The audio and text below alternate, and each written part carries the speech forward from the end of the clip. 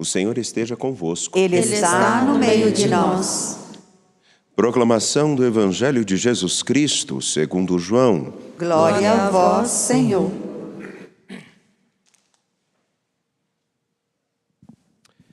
Ao cair da tarde, os discípulos desceram ao mar. Entraram na barca e foram em direção a Cafarnaum, do outro lado do mar. Já estava escuro, e Jesus ainda não tinha vindo ao encontro deles. Soprava um vento forte e o mar estava agitado. Os discípulos tinham remado mais ou menos 5 quilômetros quando enxergaram Jesus andando sobre as águas e aproximando-se da barca. E ficaram com medo. Mas Jesus disse: "Sou eu, não tenhais medo." Quiseram então recolher Jesus na barca, mas imediatamente a barca chegou à margem, para onde estavam indo. Palavra da salvação. Glória a vós, Senhor. Por favor, bem-vindos ao Santuário Basílica Nossa Senhora da Piedade, a este santuário que não é só uma igreja, mas é uma reserva ambiental, com mais de 1.200.000 metros quadrados, uma reserva ambiental particular. Estamos juntos e neste sábado da segunda semana do tempo da Páscoa, temos a continuação do Evangelho de João, capítulo 6, versículos 16 a 21. No dia de ontem, até o versículo 15 do capítulo 6, nós vemos a narrativa de Jesus multiplicando os pães e fazendo uma pergunta: como nós vamos alimentar tantas pessoas que nos seguem? E a resposta de Filipe é: não vamos conseguir comprar pão para tanta gente. E daí tem um desfecho. Jesus toma os pães, acham os pães de cevada, e entramos na cena de hoje. Os discípulos vão atravessar o mar da Galileia, indo para Cafarnaum. Já está escuro, remaram 5 quilômetros, estão cansados. Além de cansados, estão com medo e caminham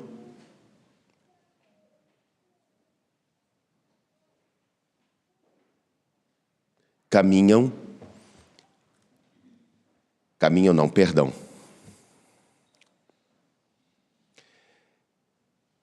Eles estão na barca e ali recebem uma oportunidade. Além de cansados, à noite, no meio do mar, com o vento contrário e com medo, eles veem Jesus andando sobre o mar. E a tentação, dentro desse contexto escuro, com vento contrário, cansados, é de: fica aqui. Ele não estava na barca, e eles só queriam que ele então ficasse com eles. Mas imediatamente, eles chegam do outro lado. Não dá nem tempo de, com a devida proporção, agarrar Jesus e colocar dentro do barco. Eles já chegaram. Essa cena ela é muito interessante, porque vejam bem, a barca, ela pode significar a caminhada da igreja, a barca pode significar a caminhada dos discípulos. O mar bravio é o lugar onde nós não temos tanta segurança. O mar ou as águas eram vistas como lugar onde existem os monstros, os perigos, os fantasmas. O vento agitado que fazia daquele lago caudaloso, porque na verdade não é um mar, é um lago, tranquilo, estava agitado. Cansados, como muitas vezes aqueles que entendem a sua missão de anunciar Jesus Cristo, que são discípulos de nosso Senhor Jesus Cristo, se cansam diante dos ventos contrários, se cansam com o mar agitado, têm medo, muitos têm medo, diante da história que é tão violenta, em alguns casos, tão cruenta, sanguinária.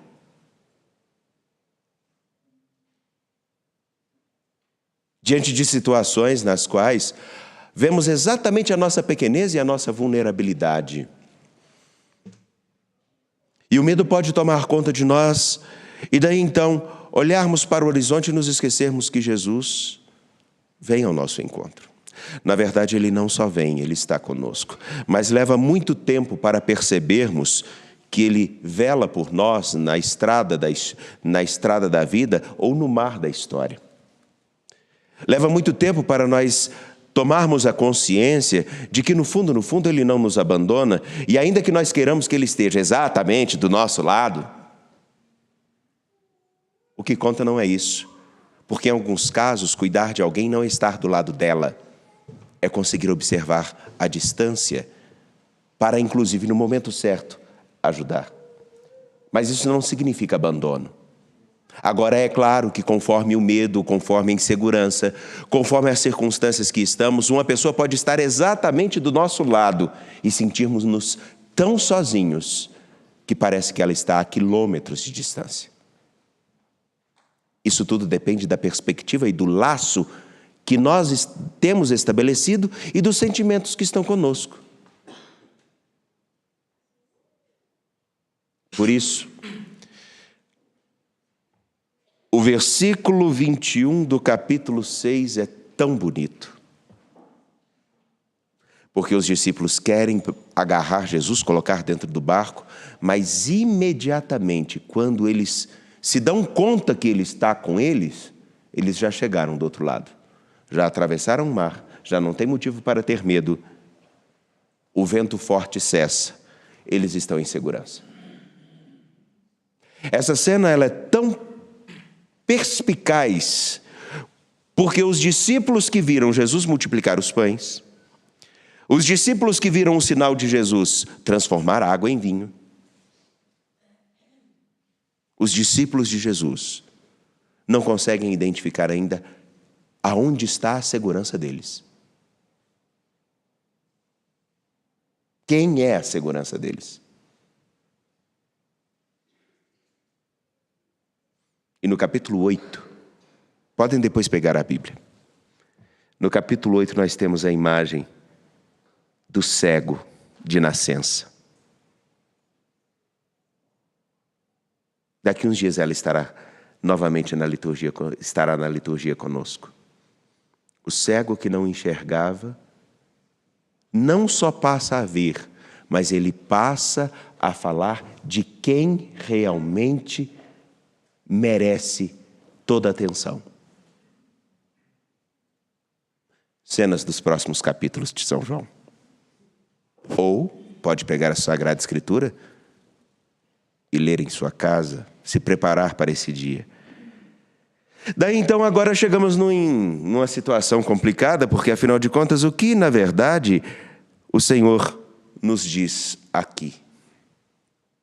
Levando em consideração que na liturgia de hoje nós pedimos que o Senhor sempre vele por aqueles que Ele redimiu, por aqueles que Ele libertou, por aqueles que Ele salvou, por aqueles que Ele comunicou a sua graça, ou no caso, aqui, todos os cristãos, todos os discípulos dele, que Ele vele e ajude a essas pessoas a continuarem o seu caminho com verdade, com seriedade, e que cuidem da salvação que receberam, da vida que receberam.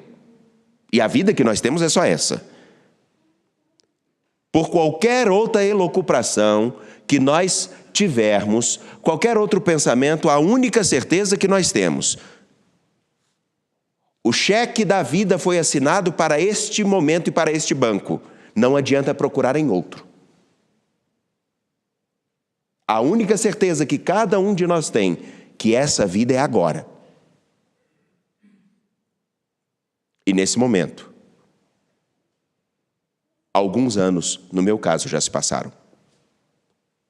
O meu saldo já começa a baixar.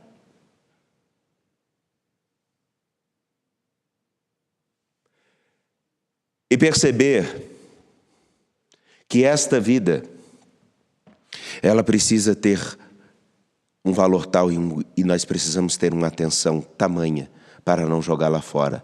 Mesmo que nos sintamos no mar da história, vulneráveis, com ventos contrários, tudo na vida tem o seu contrário. Tem sempre alguém para... Tem até aqueles que por prazer, né? Eu sou o contrário. Pode não ter razão, mas eu sou o contrário. Ainda que ventos contrários existam, ainda que às vezes a gente tenha o desejo de sair e ir embora, largar tudo, ainda que em determinados momentos parece que o chão ou o mar ao nosso redor quer nos engolir, ainda que seja pesado, ainda que sejamos tentados a pensar que o Senhor não está conosco neste barco da história, da vida, da igreja. Ainda que tudo isso seja gritante,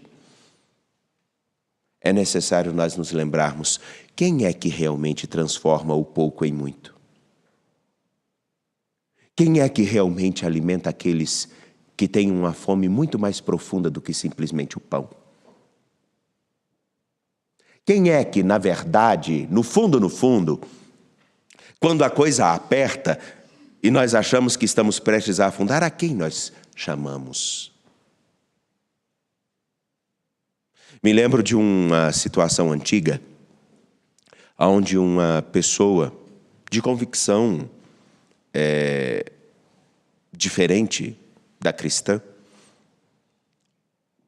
numa circunstância muito difícil, a expressão que ela teve, muito difícil mesmo, a expressão que ela teve assim, graças a Deus. Aí imediatamente um repórter muito perspicaz perguntou assim, mas você não tem tal convicção?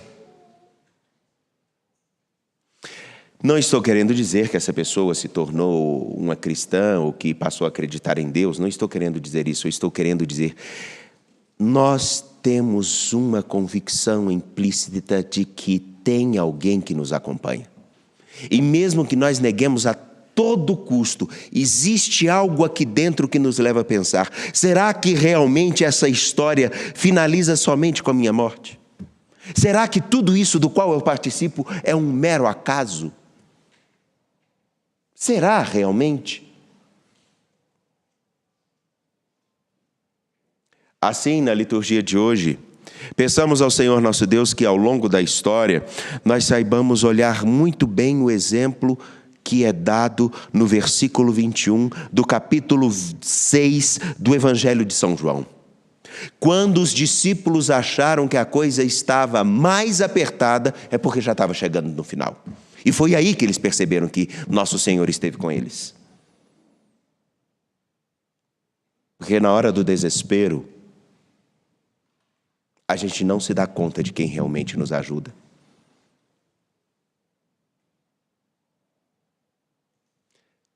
Na hora da agonia, nós não nos damos conta de quem é o nosso amparo. E quando estamos cansados, nós não nos damos conta do quanto que nós puxamos a mais de ar para continuar a respirar. Aí só uma brincadeira. Padre Samuel gosta muito de fazer esporte. Ele é esportista. Eu sou extremamente acelerado. Então ao mesmo tempo que eu estou aqui, depois eu estou lá embaixo, depois eu vou para lá, depois eu venho para cá e vou rodando. O Padre Felipe, ele não gosta muito de esporte. Basta vocês verem que na hora que ele está subindo essa rampa aqui, ele vai... É ou não é? Mais tarde ele vai falar sobre isso. Ele vai brigar comigo, mas não tem problema. Quando a gente corre, a gente não se dá conta do quanto de ar a mais a gente busca. E a quantidade de ar é a mesma que existe. A diferença é a nossa necessidade. Do mesmo modo, diante das aflições e das circunstâncias da história, nós podemos nos esquecer que aquele que realmente que é como o nosso ar, nosso Senhor Jesus Cristo, Ele continua conosco sempre. Mas a nossa necessidade é tamanha que a gente não se dá conta do quanto que Ele já nos sustenta. Me permita fazer só essa pergunta. Nesse mar da história que às vezes é extremamente bravio, nessa barca que é a nossa caminhada com Jesus Cristo, ou a nossa busca de fidelidade por Ele, diante dos medos, das aflições, das dificuldades, dos ventos contrários, a nossa necessidade realmente nos cega e nós não percebemos o quanto que Ele já nos conduziu? Ou nós estamos atentos? Ainda que não estejamos vendo, temos um pouco de convicção. Ele está conosco.